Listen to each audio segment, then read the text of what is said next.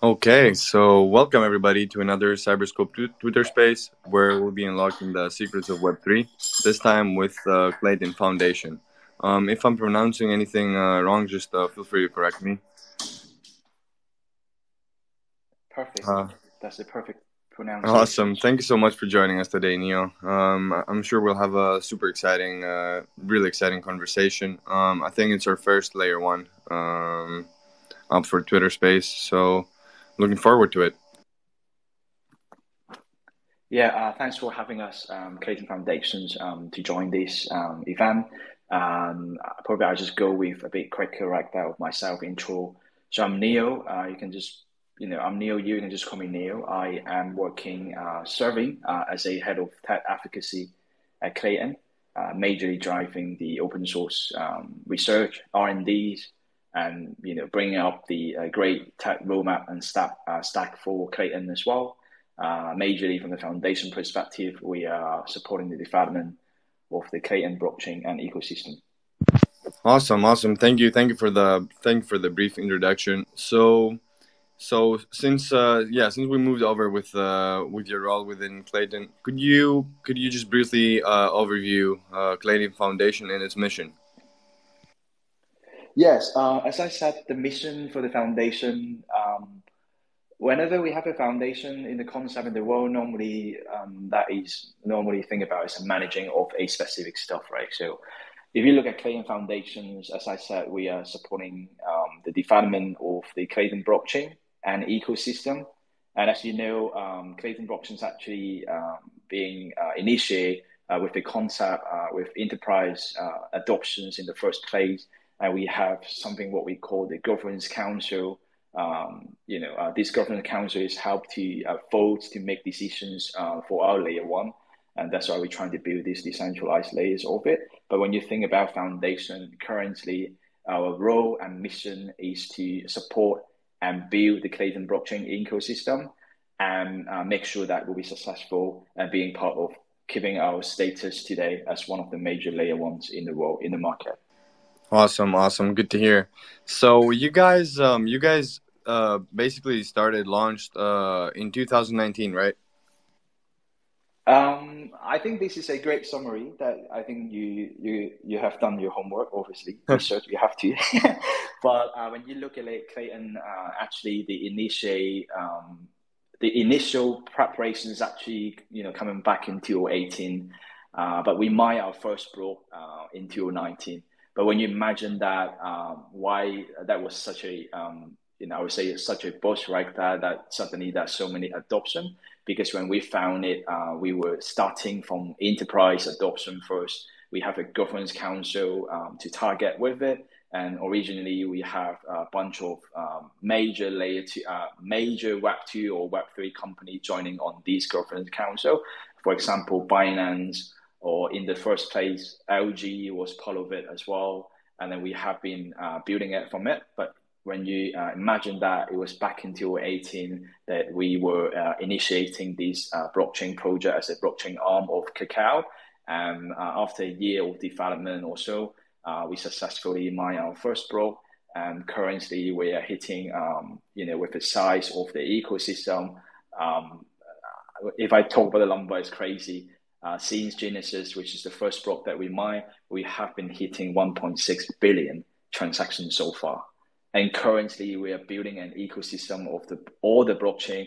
We are talking about more than 500K daily transactions and more than 700,000 monthly active addresses, which is account, onto our blockchain. These are very impressive numbers. You guys got a lot of volume on there. That's for sure. And someone could say that you're pioneers at what you guys are doing and what you're building.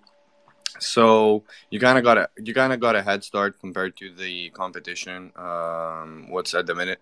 So I can only assume like you face a number of challenges, right? And I'm really interested to hear more about it and like what sort of challenges you faced along the way. Since you guys got this head start. Yeah, so people always said that one day in Web3, probably, I don't know, few years in Web2 or 5 years in Web2, like there wasn't a day that we don't have challenge. I think having challenge is good because we stay hungry. to make sure Klaytn blockchain and the ecosystem will be driving, for further improvement.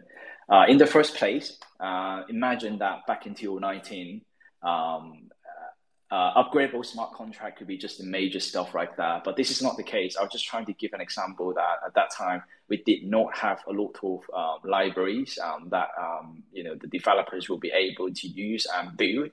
And just like anybody else, like in the world, when they're trying to build their layer one project, we start as a fork of Ethereum, back in like I said, June 2018, and then after a year of development, we make a lot of changes on application layer, wallet layer, interface layers, execution layer, governance, consensus, cryptography, so on and so forth. That's just too many things, because you think about that, only have a hard fork of Ethereum to have your layer one is not a project. So with that, we have built our own VM. We think about our own user experience. Excuse me. And that's why you thought about, when it comes to the execution layer, why suddenly there are different blockchain type transactions that we are having on the interface, why we have a mixture of networks infrastructures. For example, normally you have a consensus node, but when you look at Klaytn situations, why we would like to be focusing on the service, keep calling ourselves as a service-centric hybrid blockchain. This is essentially thanks to our very special infrastructures right here.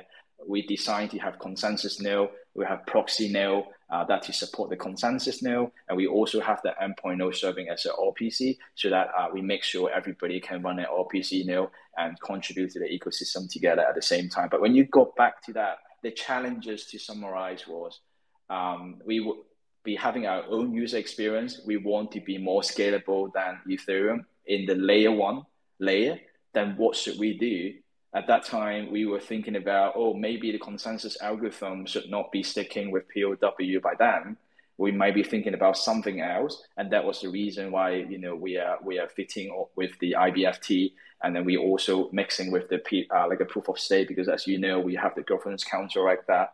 And we also make a lot of changes to make sure that we hit up to today, this kind of technical capability, like what we talk about, a 1 second block that guarantee you immediate finality. And then at the same time, we talk about TPS. Everybody loves to talk about TPS when it comes to scalability. We were thinking about scratching our head, how should we do, and just to improve from 1 TPS, even less than 1 TPS at that time, when you look at Ethereum at that time. Now, of course, everything scale up with the layer 2, with the OP stack, etc., etc. But on the layer 1 level, we are very good at the scalable infrastructures that we are having, and we are providing a lot of good, stable, reliable, and scalable blockchain transactions, processings like that, on our blockchain. So currently we are 4,000 plus. If you think about 4,000 plus transaction per second, it's not bad.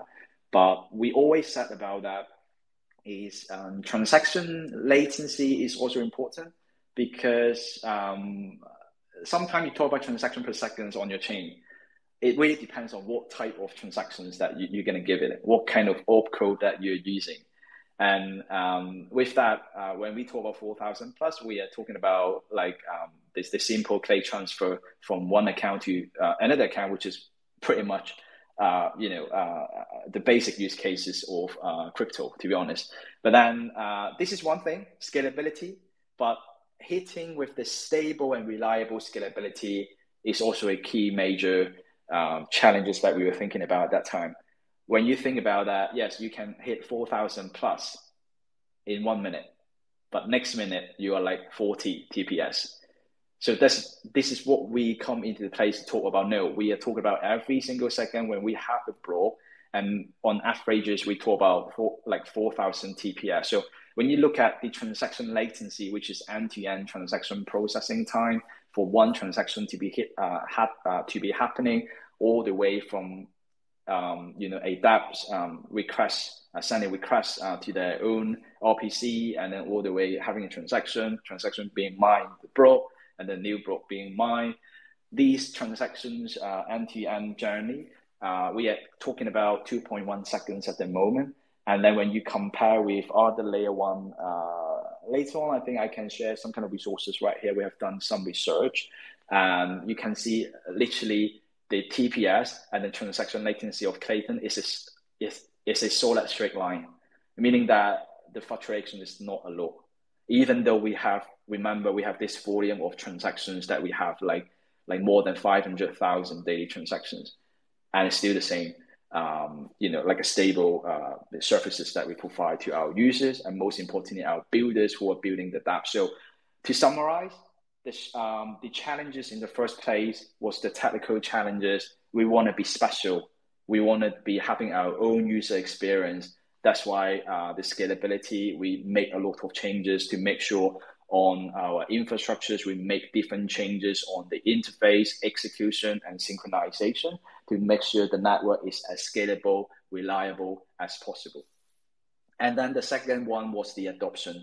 Normally, it's not just, I think for the audience right here, you know that when we're trying to build a layer one, it's not just the layer one blockchain. You need somebody or some, Web2 companies or whatever Web3 companies out there building their Web3 tools to use your technology to be part of the layer one, to build on layer one, essentially deploy the smart contract to your layer one. How are you going to attract them? So that was the challenges that we were having as well. So you can think about technical challenge, adoption challenge, but I think later on when you ask a few more questions, the adoption and the technical challenge, they were all solved, and we did have our very unique solutions right here to come to this stage as of today of this, I would say, biggest blockchain ecosystem in Asia, I would say, because the project is born and raised in Korea. We have been headquartered in Singapore for more than 3 years already, 2 years already, and we are still there. And the network is stable, fast, and a lot of adoptions are still coming up. And I think, so bright future. We keep our hard work, foundations, members, and also the ecosystem contributors that have done their part. And we are in a route to be ever improving and to be a better layer one. But so that was summarizing the initial challenges and how we solve it in the first place since the hard fork with Ethereum. Yeah. Awesome. Thanks so much. That was a really detailed and definitely insightful response. So just to get this straight, essentially, so what I got from this is that one of the biggest challenges was like lack of resources back in the day. So it was kind of hard to like develop something unique, like you said. And but on the other hand, I know like attracting investors and companies onto your layer one is definitely a challenge. But I'd say in today's market, it could even be slightly more challenging due to there's so much competition. There are so many different options. Whereas back in the day, you guys, you built a high performing network, and there were not many out there back in the day. Is what I'm trying to say. So just to move on to a few more technical details of the network itself, we've already mentioned a few. So I'd like to know what are the key aspects of your network, and like what sort of innovations or sort of strategies took place to build it and kind of maintain it, maintain the high performance that you guys have. Yeah, so you think about when I mentioned the key aspect to summarize all of this, sharing or AMA, you think about Klaytn as a highly scalable, not just scalable, but reliable network for, all these kind of projects that have been building on Klaytn and this transaction volume that you see. And you also remember that, we are also secure as well. But anyway, moving on, the security will be the next topic. I think, Cyberscope will be a bit more interested in learning in security aspect. What have we done? But if you look at scalability layers right here, as I mentioned previously, thanks to the service-centric hybrid blockchain infrastructures, I think it has enabled the 1 second block time, more than 4,000 TPS that we have, and we talk about 2.1 transaction latency right here. These are the numbers that you will be remember, but maybe next time when you talk to others again, the numbers will be increasing. Not the transaction latency, by the way, that will be decreasing. So so that will be something I would like to mention about the key aspect of the network in terms of scalability. But when it comes to security, as I mentioned previously, Since the hard fork, we were thinking about having our KLVM, the Klaytn VM, but essentially those are based on VM. But then the key aspect was coming to a way that imagine that 2018 you make your own user experience. Because of the user experience, you have a lot of things like in security aspects, for example, a multi-key account model, and like an on-chain multi-sig account control, multi-sig transaction, like this kind of multi-sig transaction model for the sake of security. And then you think about the 1 second block time, all this kind of thing that we mentioned. How we confirm the randomness of the block proposer, because we are not using POW as well at that time. We were basing on IBFT, a type of PBFT, Istanbul BFT. And then at the same time, we have a proof of stake. How do we run it and confirm the randomness of the block proposer? There's a lot of hard work on interface, execution, and governance that we were doing. And that's the reason ahead of today that we have our own special user experience. Then we might just imagine that you step into 2020. And then you know that Ethereum is always the first step of most of the blockchain developers. Maybe some of you in the audience, you learn coding as a Web3 engineer or blockchain engineer from doing some Solidity hack like that. You've done it. You're trying to use RPC on Remix. You're trying to hook up with some kind of RPC port. You're trying to deploy your smart contract. You build your front end, build your back end, and trying to have your dApp to talk to your smart contract. You're trying to have a full set to give you some token on the testnet so that you can try out some features on your smart contract or the dApps. Everybody went through that. So what happened when you have your own user experience on the layer one for your developer experience? That's the key word, developer experience. The key aspect of it, stepping into 2020, we start finding some challenges that we found is, we have our own set of developer libraries, what we call the Kver, etc., etc. But this is not just Klaytn situations. Any other layer one, they should have their own developer libraries, which could be similar to Web3.js or Ether.js. And every other layer one, especially the EVM compatible nowadays, they also have their own stuff. And then in 2020, we come to a stage that we knew that a lot of developer adoptions are coming from the Ethereum ecosystem. And we were born with the help of the original code base of Ethereum. Of course, further down the line, we make tons of changes to have a Klaytn specific transactions model. Like I said, we have the multi-sig transaction model on network layer. It's not on the dApps layer. It's not a 2, but on network layer, you can have multi-sig. How nice is that? And then nowadays, we talk about the account abstractions. We have that, 2 years ago when we found this network. We work on that already on the research, like the R&D, and we further based on the account abstractions. If you Google Klaytn, you will see some nice ideas about fee delegations. We had that, 2 years ago. So with your own experience, meaning that your own test stack or developer stack, especially library, they're very different. They start to be very different from Ethereum, but then that Klaytn VM essentially quite similar to EVM, and then you end up in a situations that part of the challenge that you're facing maintaining your own transaction model that will be compatible with your own set of test stack at the same time Ethereum test stack. And that's why you have a new word coin back in 2020 that is, people say Ethereum equivalence, people say EVM compatibility. Essentially, we are EVM. We made the decision back in 2020. We want to be EVM, equivalence, and also Ethereum equivalence, meaning that essentially you can make use of the same EIP, create your smart contract, deploy to Klaytn blockchain. It won't be even having any problem at all. You can using Web3.js, Ether.js to build on Klaytn. It won't be having any hiccup again. So with that developer experience, coming back to the word is we have hit a very great level of developer experience, and we can onboard a lot of developers, not to compete with Ethereum. Nobody would like to, especially when you came yourself EVM chain. But we would like to see the builders from the Ethereum ecosystem to extend, their use cases on EVM chain like Klaytn. We have been the pioneer in this field about the EVM equivalent, and then we have been seeing a lot of example coming from Ethereum extending their use cases, just like currently they're building on OP Stack. You remember previously they were all talking about the EVM compatibility, and they're still talking about that right now if they don't decide to be the sidechain or layer 2 of Ethereum. A bit long, but I enjoy my sharing the story.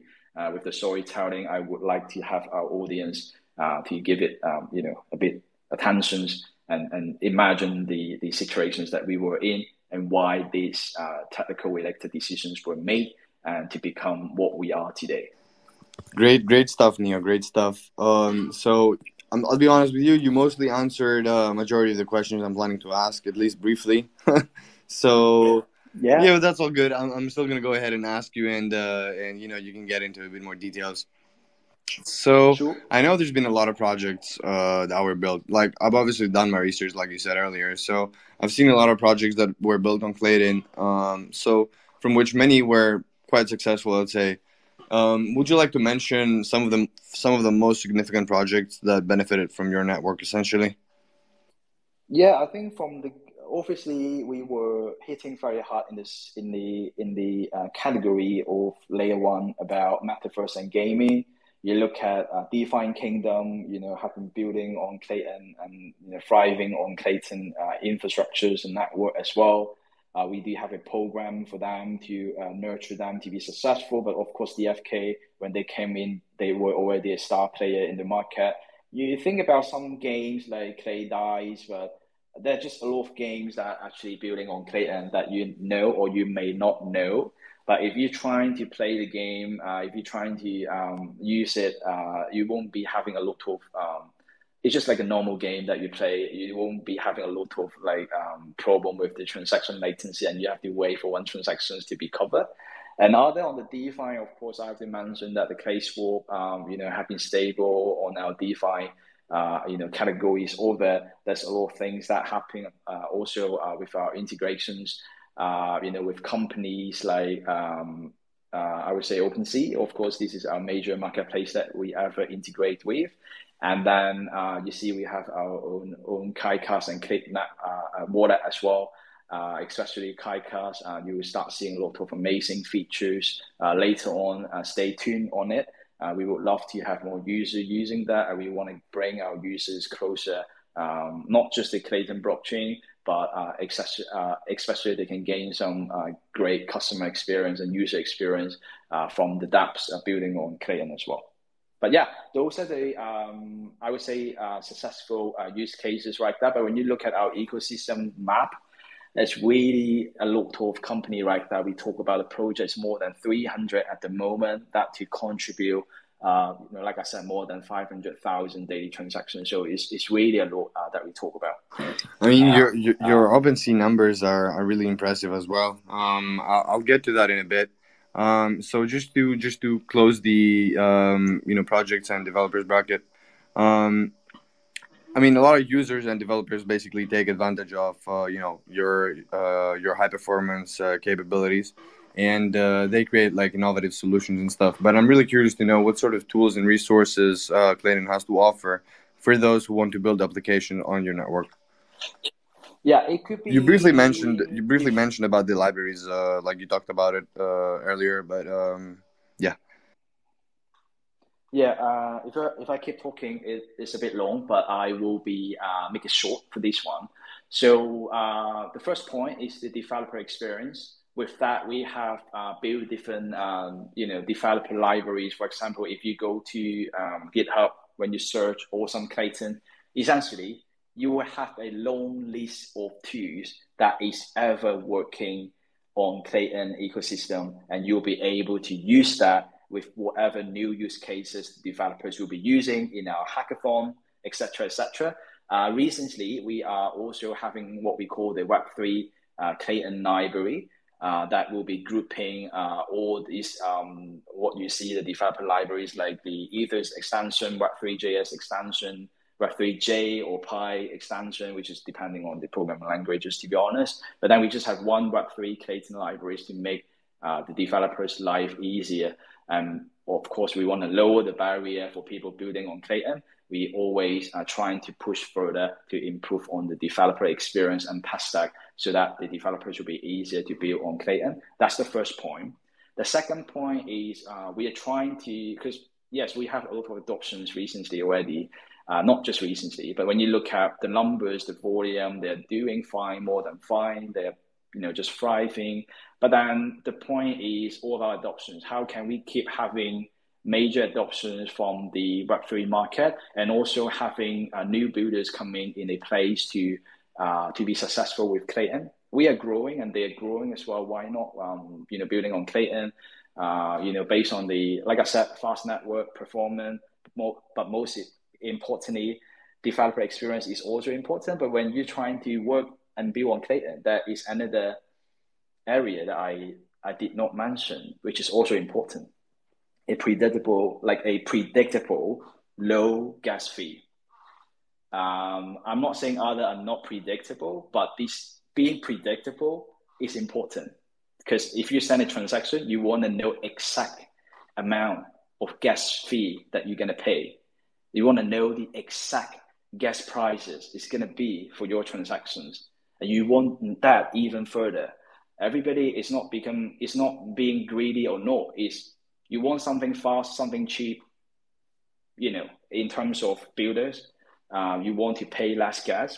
Klaytn is here. We have been predictable and low cost fee. And this is part of the developer experience or builder experience as well. But going back to the second point is we do have some program, what we call the Ignite program, to help incubate this star project or potential budding project, coming out from different challenges across the ecosystem. For example, last year we have the Klaymakers 22, and we have been in Klaymakers 23. We have been in the year of 2023, but I just sort of said it already. You have not seen Klaymakers 23. So what's going to happen? We have 3-4 months or 5 months left right there in this 2023. So something must be happening for the hackathon. But before that, we do have different hackathon for our developers to, to give a platform and opportunity for them to be successful. The second point that I'm trying to say, to summarize, is to have more benefit for our developers, not just the dev experience, but more benefit for the builders. And hackathon is one thing, Ignite program is another thing for the incubating or accelerating successful builders on Klaytn ecosystem. And we also have something that will be coming up, which is of course, we have a lot of dev bounties. From Klaytn perspective, we would like to have our own dev bounty platform only for the Klaytn ecosystem. Remember, Foundation is only coming in a role to support the expansions of Klaytn ecosystem or blockchain. But the ecosystem is running by a committee. So we have been with a concept that from the committee to the committee, and then bounties. I think we're going to have a bit more conversation on this later, especially I think, Cyberscope, they have, different program for security audit. And nowadays people may be looking at another B2B market, which is builders to builders or developers to developers, D2D. Essentially, it's the bounties. Every part of the ecosystem, if you're building use cases, you will be having a platform to post your bounties to improve your open source code. So the thing is, of course, we know open source coding or code base is a must. Or maybe people prefer Web3 projects should be open source. But because this is open source, that got a lot of opportunities for bounties to be in place. And then with the D2D market is thriving, I think there will be a lot of crazy ideas to improve individual use cases to be successful for Klaytn as well. So based on these 2 points, I think that summarize, your questions right now. Awesome. I love how you guys, invest a lot of time and effort into making the network easy to build on, essentially. I love the hackathon and bounties aspect. I believe they're really engaging. And Stay tuned. Stay tuned. Yeah. and definitely, I mean, bounties are really attractive as well. And I guess it's a great way to, like, grow your network. I mean, your users, basically. Um, So I wanna just throw back to the OpenSea and NFTs and all of that. So an interesting fact about you guys is that you're only one of the three chains that OpenSea supports. Correct me if I'm wrong here. So One of the four. okay, so four chains. So among the four chains, there's been over 1,800 NFT projects that were built on Klaytn, and you guys had an overall volume of 38 million USD. Like I said, correct me if I'm wrong, if I got some of the numbers wrong. Maybe the info I got was outdated. Um, but yeah, so these numbers are fairly large. How do you manage to achieve such a high volume and a large community of basically builders and holders? Yeah, so first of all, I think we are one of the four with the native integration with OpenSea. Nowadays, I think OpenSea they build a lot of tools to interoperate different chain to have different chain asset to be on. Majorly the EVM chain. That's the whole concept about being an EVM chain. If you're being part of it, the integrations will be fairly straightforward. But going back to your questions, how do we manage to have this kind of volume and successful statistics right here, as you can see? I'm not sure about the statistics to be honest, because this is ever changing. Just like our crypto market as of today. Sometimes you have good news, bad news. It will the sentiment will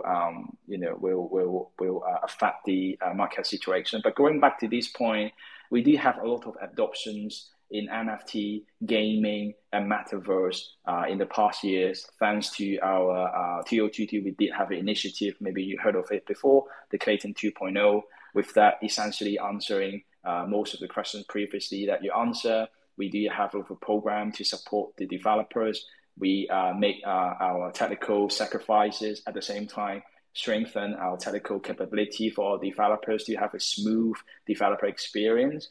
I think all these kind of points that starting to get in shape back in 2022, and nowadays with our ever improving tech infrastructures right here, we have been successfully attracting a lot of builders building on Klaytn, and these just happen. These builders they are on the NFT categories, but nowadays NFT categories could be, to be honest, interoperable is a big word because it doesn't have to be on the network layer. It could be on the dApps layer. It could be on the ecosystem layer. It could even be on the tools layer. For example, you have a wallet. It could be interoperable by different things. Concept very similar to open banking.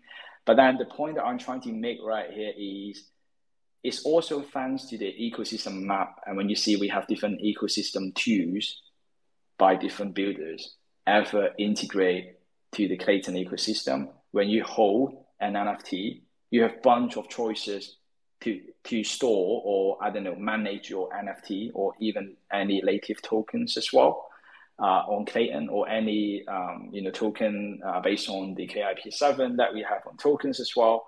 I mean the currency as well for different use cases that we have on Klaytn. You can also have that. So basically, what I'm trying to say is the interoperable layers of the based on the diversity of Klaytn ecosystem do help on these numbers coming up on the NFT marketplace and marketing, like the NFT sector, because wallet is one of the example, but there are also other tools to have the builders easier to build on Klaytn. Essentially, this is going back to the point of developer experience. But yeah, so these are all the points that why we have a numbers today, and these numbers are ever growing.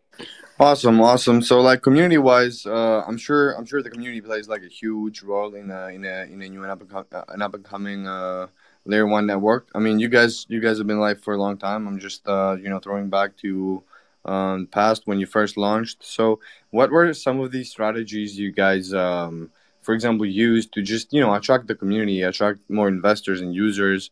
Like, so, like, just to give you an example, we've seen a lot of new networks just going out with airdrops and stuff like this. Yeah. Yeah. So obviously, airdrop is the easier things, and to be honest, it's the I shouldn't say that because I think people like it to have the airdrop, but from an operating perspective, this is the laziest, and I wouldn't say irresponsible, but it's very unsecure as well because you never know whether this is really the foundations giving you the airdrop nowadays. When you go to this app we are talking about on this app, there's so many. I'm not saying scam; they might not be scam, but then you always have some airdrop and ask you to follow, share your addresses. Probably you can share some coins to me to test the connections so that we can share some airdrop with you. It could happen, but then airdrop was not the first step that we took. About to kind of spike up the adoptions of the Klaytn ecosystem. So with that, going back to the point, the governance council is not coming with a concept of controllability. Normally, if you're trying to onboard Web2 companies in the early stages, people won't be coming in a thinking that I would like to join this because I have my say or I like the controllability on this chain, on this open network or public network. But if you think about going back to the governance council, this concept, we are going everywhere to say we are performing an enterprise grade blockchain.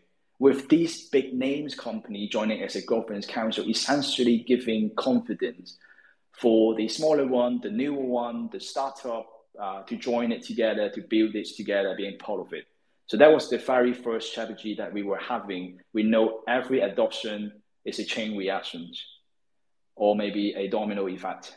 I don't know whether this is a great metaphor, but you know what I mean. Like big ones coming in, adopt it. You see you see Binance from the Web3 area, you see Kakao, you see early stage, you got LG, you got banks onto that. SK Network was on it, back in Korea. That was the starting point. And with that, it gave confidence for people to follow up and following the steps and trying to do some, I would say, pilot or some experiment and trying to integrate with their Web2 services previously. That was the very first point. And with that, in the era of 2019, around that range, when we have our first Genesis block, essentially the Genesis block, I just complicate it.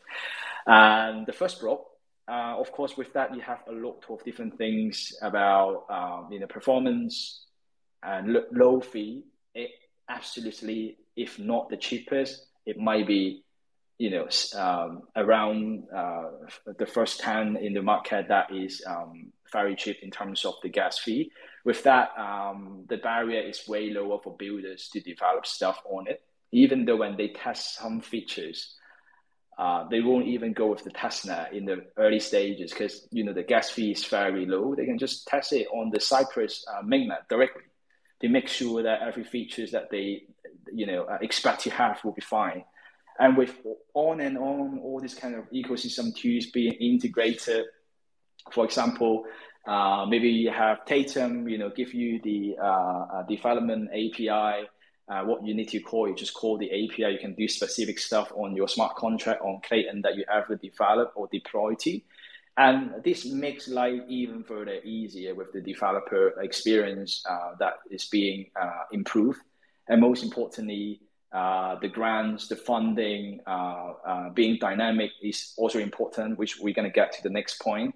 But we do have a bunch of opportunities, have our potential builders or a potential ecosystem partners to be taking and building meaningful, implementations on Klaytn ecosystem. And that's how we come to the situations and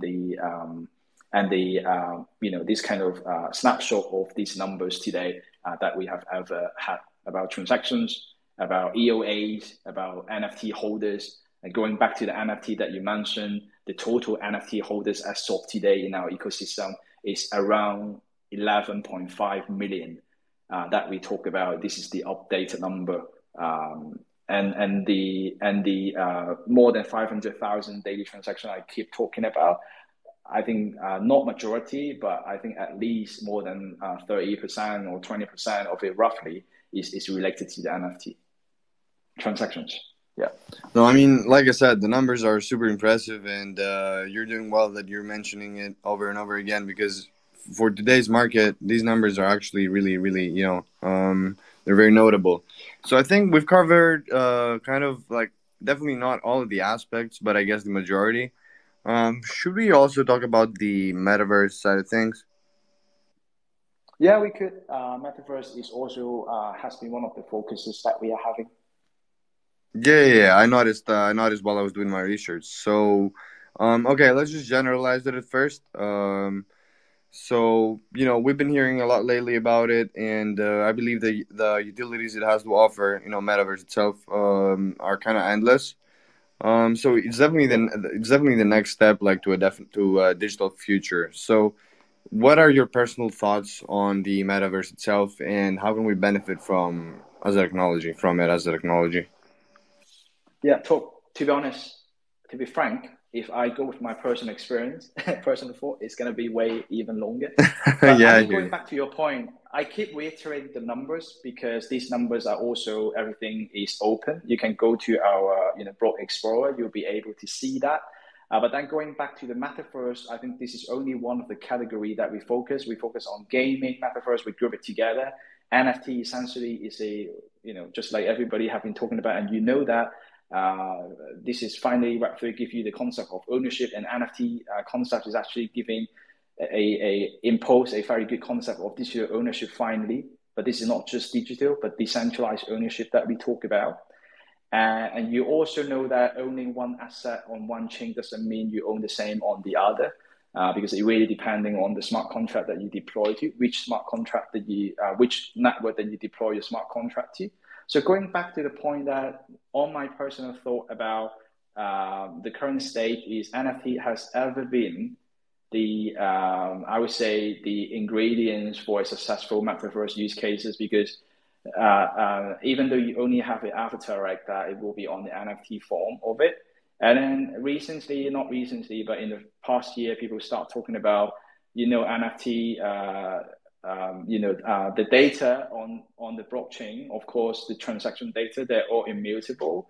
But then you start thinking about something NFT shouldn't be only a PFP project. It shouldn't be. It should be giving a bit more flavors of dynamic experience, especially if your NFT is representing an avatar and you are in the game and some kind of metadata set like your level of different experience, your skills, your attacking skills, your power will be ever been changing because of your experience in the environment, the gaming environment. So you see a lot of NFTs start being a lot of NFT projects start going into the format or directions to be dynamic, and this comes into place that blockchain oracles help a lot. As an oracle, they will be able to syncing up the on-chain, off-chain data very easily.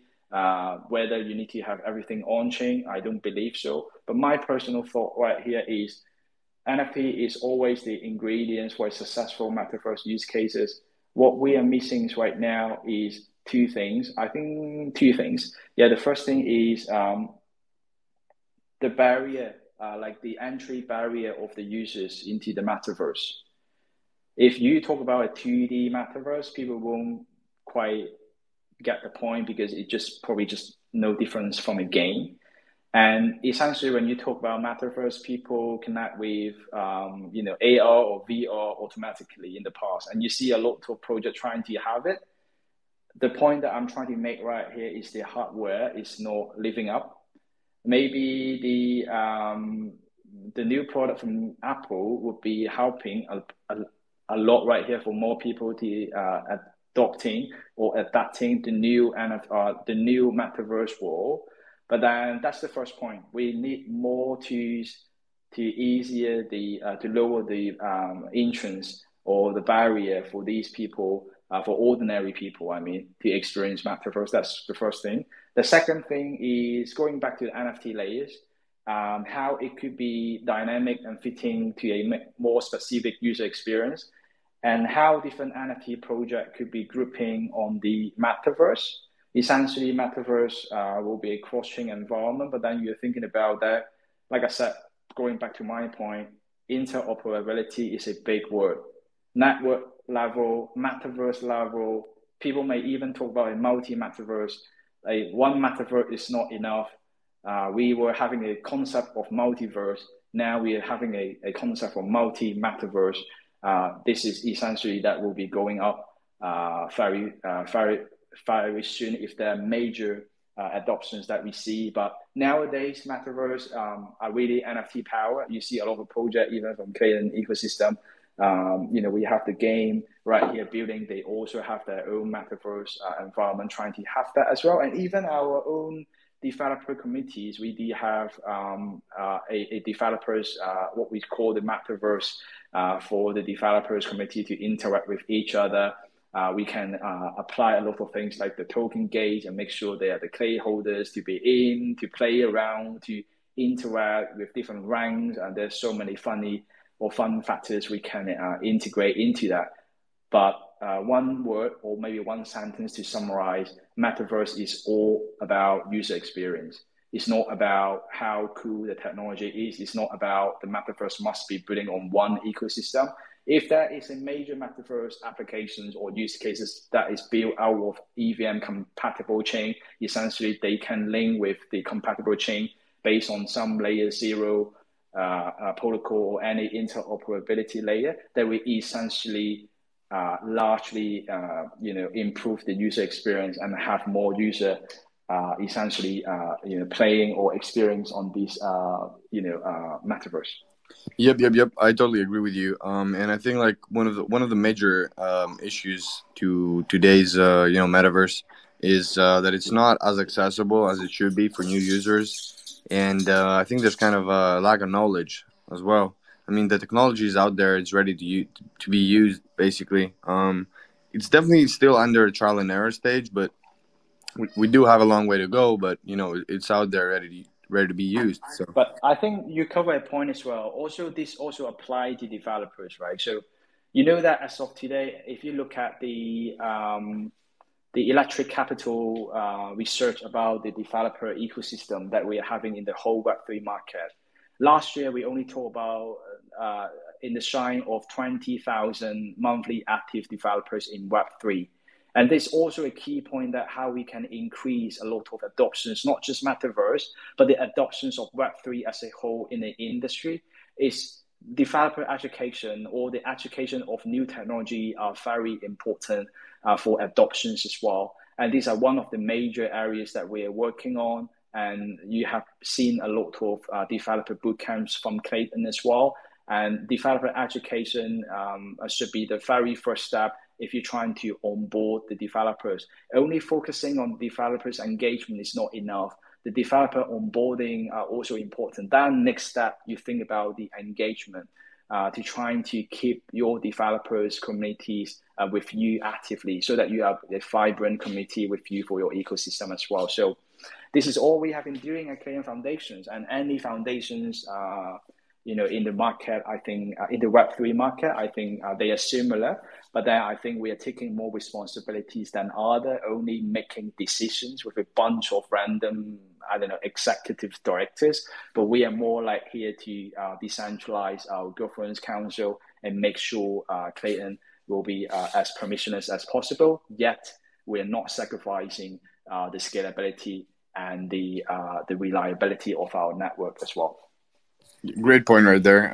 I love how you guys, putting a lot of effort in educating your users and developers. I think this effort as a whole, if everybody's doing the same, then it's going to be really great for the whole ecosystem. So just to kind of sum everything up, what is the long-term vision for Klaytn so far?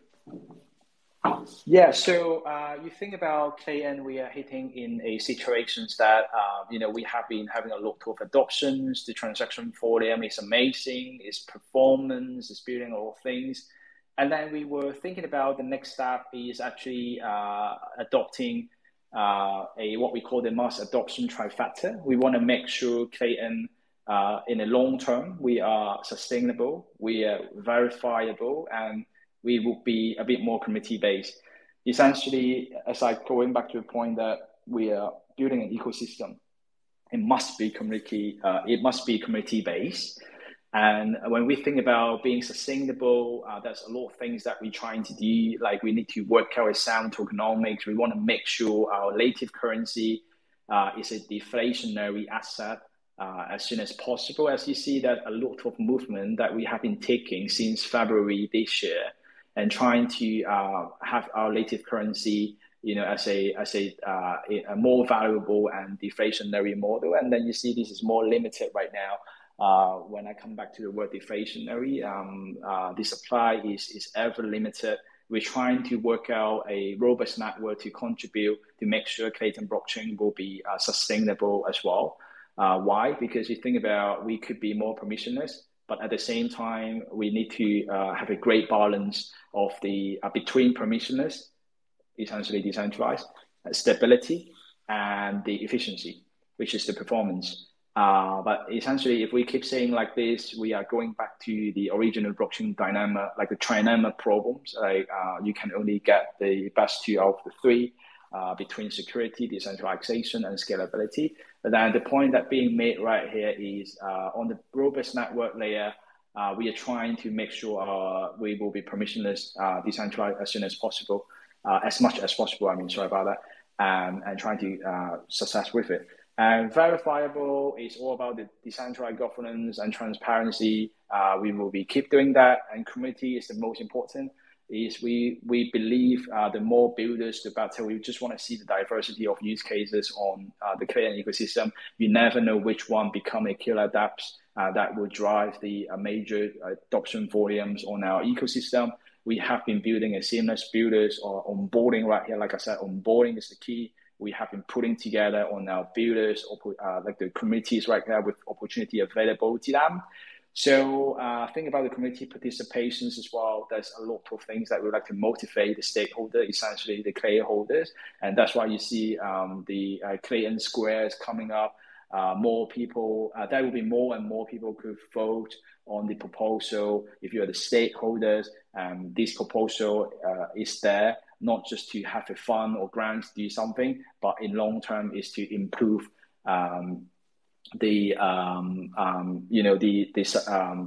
making sure the Klaytn blockchain will be successful as well and ever growing in terms of the adoptions. But like I said, going back to the developers' point, long term, there are so many options that we could do, but I think the most important things is being sustainable, verifiable, and being community driven. That's the major thing.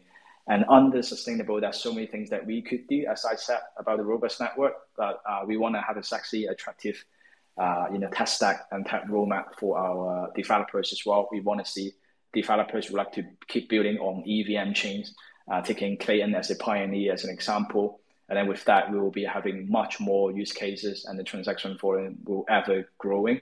And then we will be having a happy problem to solve is how we will be able to more decentralize at the same time. The transaction volume just going too crazy. We need to onboard more, the network infrastructures reinforcement to make sure we can deal with these transactions volume. That will be a happy problem to solve. But yeah, we are solving a lot of problem right now. But long story short, the mass adoption trifecta is the key strategy that we're going to go into long term to make sure Klaytn will be the public foundation layer for tomorrow's on-chain world.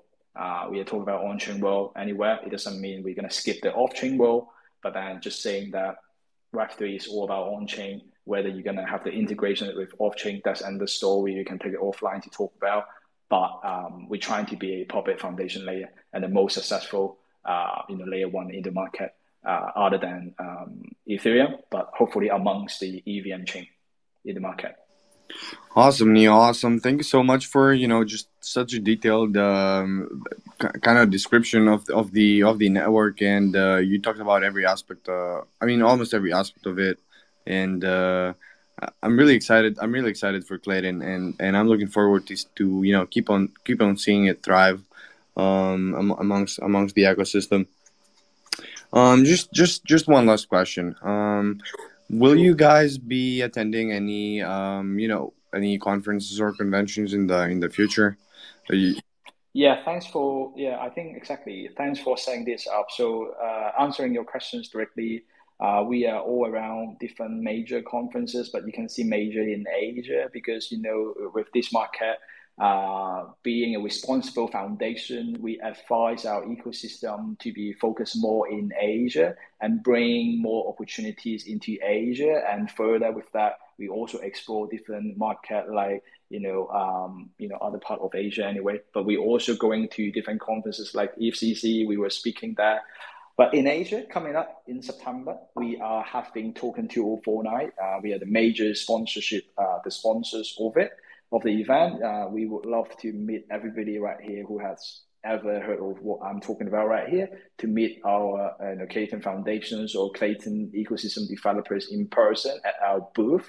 If you are a builders already, that's even it's even better to drop by to say hi. And actually, before Token 2049, there will be a Korean blockchain week. This project is born and raised in Korea. We have been thriving in the Asian market. We need to have our exposure as well. So what we're going to have during the KBW, we're going to have a Klaytn conference, what we call the Klaytn Square Lounge. And inside that, there are different types of opportunity or conferences or content you'll be able to learn. We have booked the whole building on different floors. You will have different themes. Come to join our great ecosystem party right here and learn what you can get from the developers and also the builders across our ecosystem. These are the major two events that we're going to have. But like I said, Klaymakers 23 is also coming up. When exactly it's going to happen, I could not tell you right here, but stay tuned. If you join our event or, come to say hi to Klaytn members right here, I think probably you will have the answers ready. But before the public announcement, we won't say anything. But you never know. If you go to our event, you might be having the opportunity to be pre-registered for this crazy opportunity for builders, especially those who are looking for ecosystem support. We will be there to support you if you are proved to be, if you are proved in a competition that this is a really potential use cases that we are having. We will try our best to make sure you have the exposure all around, Asia, in different regionals market, as much as possible with our power of the ecosystem. But yeah, so 2 events that you will be able to drop by and find us and talk to us. Feel free. And also, if you could not join this event, we do have a bunch of virtual events from time to time. I don't have time to cover everything right here. The straightforward one is to join our Discord channel. Don't join the fake one. We join the actual one. And then how you get access to it, just go to our website, search Klaytn. I think you will see our website. You go through around that. There's so many developer resources that I talked about already. They are bootcamp. They are what we call the developer hub, where you can, being a one-off platform for you to learn from zero, to have a zero to depth experience as well. We have awesome Klaytn. You will learn a lot of things about Klaytn as well. But if you want to get together and get connected with the Klaytn team, Discord channel will be the good channel, or a platform, good platform for us to connect with you and ask your questions or post your questions whatsoever. Happy to meet anybody. Looking forward to that as well, to meet everybody in person in the upcoming events. Nice, that's great news, Neo. We're actually going to be sponsoring the Token 2049 as well. So we'll be there, and I'm really excited to just come by and meet you guys. Definitely. Fantastic. All right, awesome. Thanks so much for joining us today. It was a really, really insightful space, and I think we're all qualified Klaytn network experts at the minute. I'm positive, and like I said, looking forward to meeting you guys face to face on the convention. Yeah, I just want to say thank you very much for everybody listening to this. Thanks for having the Klaytn Foundation. The foundation, on behalf of the foundation, we are happy to support any great use cases right in the Web3, and hopefully they will pick Klaytn as their basing chain or layer 1 chain to be growing with more adoption for your users. And that we offer stable, performant and cheap gas fee, or I would say the network layer. We do offer these kind of services to make sure you will be having a higher chance of success as well. But if you're a user of Web3, it's even better. There are a bunch of different ecosystem dApps already right there. Feel free to use it and give your feedback right there to your dApps that you're using, and we will be improving together with our ecosystem. And Foundation is here to support every positive initiative to create a higher chance of success for everybody. But yeah, happy Web3.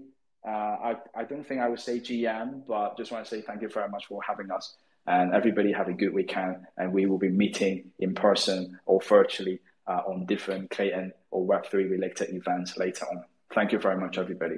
Speak soon. Bye-bye. Yeah, it was an awesome Twitter space. Thanks so much, Neo, for joining us. And yeah, like I said, looking forward to meeting you guys. Thank you, everybody, for joining. And see you on the next one. Cheers, everybody. Bye-bye.